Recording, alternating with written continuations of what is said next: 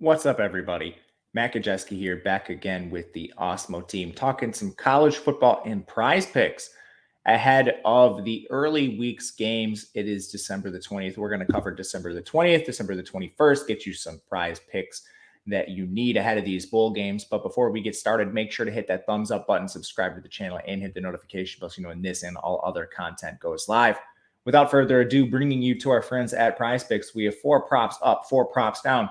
And we are going to do 4 receiving props, very different than where we've been in the past, but a lot of value here in the receiving markets in these bowl games.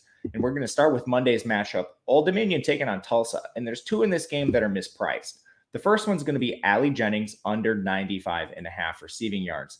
And this is going to coincide right with Zach Kuntz over 47.5 yards. So I want to talk about these in conjunction with each other because they're related. Kuntz, the tight end for Old Dominion, Allie Jennings, the wide receiver, 1.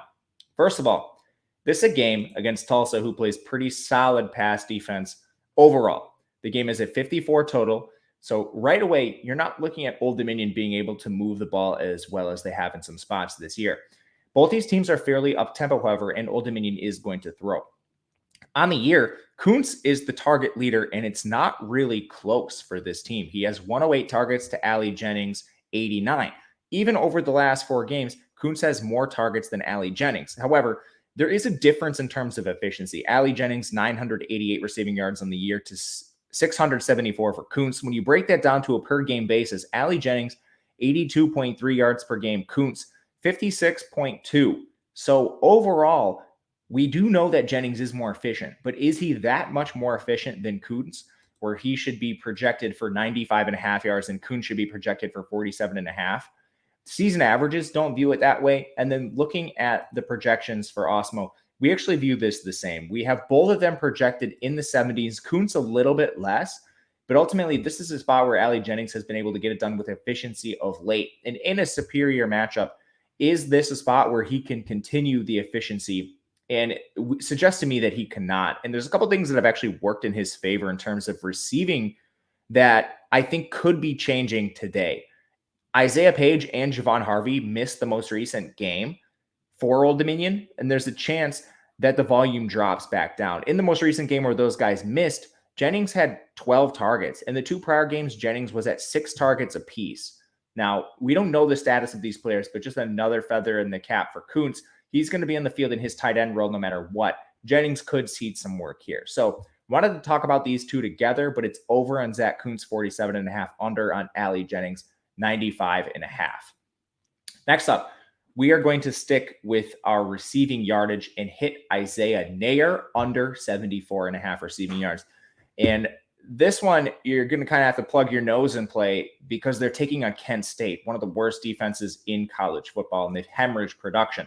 But there's a couple things that lead me towards Wyoming and away from their pass game. First of all, they're favored in this game, 3-point favorite over Kent State. And we know how Wyoming wants to play. They're extremely slow and they're extremely run heavy. They're among the heaviest run teams in the country and the slowest teams in the country. So right away, this should be extra value for the runners, less volume for the receivers. And when these receivers don't see volume, they have a really hard time hitting their props. And with Neyor projected in the 20s, this is a bit egregious here. The guy hasn't seen more than 8 targets in any of his last 4 games, and he's actually been below 5 in 2 of those contests. So unless Neyor hits extreme efficiency, he's a long shot to eclipse his prop here. And even in the recent games where he has been productive, and he has, but Neyor overall has gotten there on low volume, high efficiency. Against Hawaii, 3 catches, 78 yards. Against Utah State, 4 catches, 125 yards. Boise State, 6 catches, 126.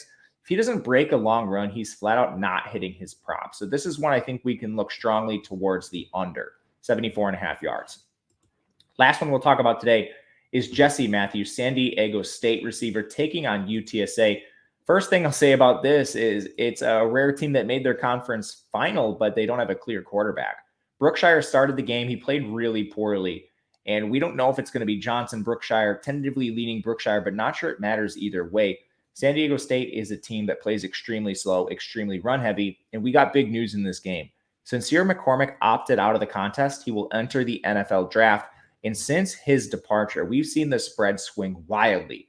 UTSA was actually a 2.5-point favorite, and now they're a 3-point underdog, and I'm not sure this line is done moving. So with San Diego State playing from ahead, this is a team with a 60% run rate. That means low volume in the pass game. And from here, it's a team that's also battled injuries. Over the last couple games, we haven't seen Tyrell Shavers. We haven't seen Daniel Bellinger. Ethan Dedeaux hasn't played much.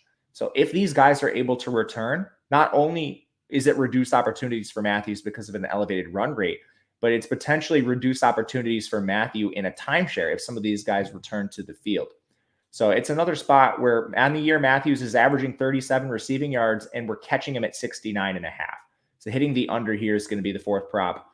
4 receiving props, really interesting, but 4 up, 4 down. Let me know in the comments section what your favorite props are, and we will be with you all throughout bowl season, so make sure to like the video on the way out.